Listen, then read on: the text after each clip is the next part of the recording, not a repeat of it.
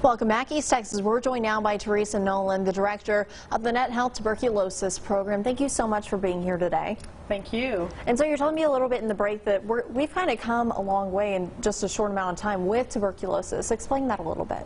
Well, 2 years ago, if you'd have asked me where Texas stood in TB, I would have said we were number 2 to have the most TB in it in the nation, and that includes our territories. Now we are number 6, and so we are getting better. We're not low, but we're getting better. We're heading in the right direction.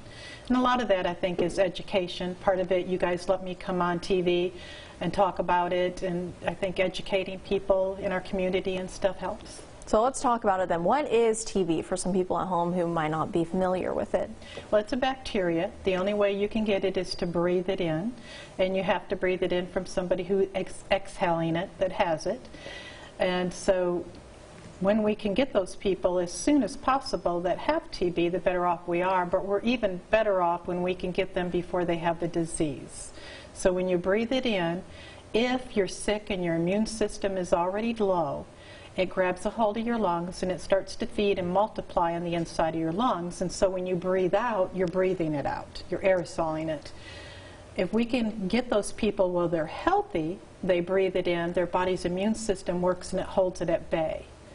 If we can treat those before they have the disease, where they just have the infection and they're not contagious, then we're going to make more headway in with getting rid of the disease, trying to eradicate it. So if you get it just by breathing, that's a pretty easy way to contract it then. So people that are immune compromised, who come from a foreign country that have high incident of TB in it, those people need to be checked for TB. Also, if you know you've been around somebody that has TB. So who should be checked? Those 3 people should be checked, if you have any of those. And then once we find out that they have the infection, they have the bacteria, then we check. We do an X-ray to tell if they have the disease or if they don't have the disease. And even if they don't have the disease, it's still a reportable. TB is reportable whether they have the disease or just the infection.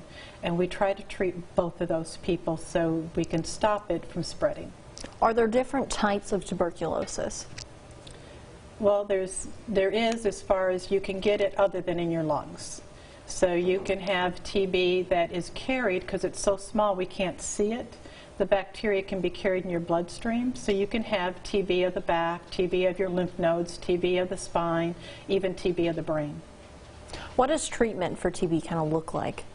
If you have the disease, you're taking a lot of medication for a long time. But if you don't have the disease and you just have the infection, we can get you treated in 3 to 4 months for the infection and be done with it, and the bacteria is killed, and you don't have to worry later about ending up with the disease. So there is a vaccine then for this? No, not here in the U.S. There is a vaccine in foreign countries that have high incidence of TB. It's called the BCG vaccine. And the people that get that, a lot of times they don't understand that it's only good for 4 to 5 years. It's limited protection. They give it to babies to protect babies that have their lungs are not developed yet, their immune system isn't developed yet, so it protects them. It starts to wane out after 4 years and is usually completely out of their system by the time they're 5. There's very few people that have any residue left that will give a positive skin test. But if we know they've had the BCG vaccine, we usually do the blood test for TB, because the BCG vaccine will not alter the blood test. All right, Teresa, if people want to learn more about TB or find out how they can get tested, where can they find that information?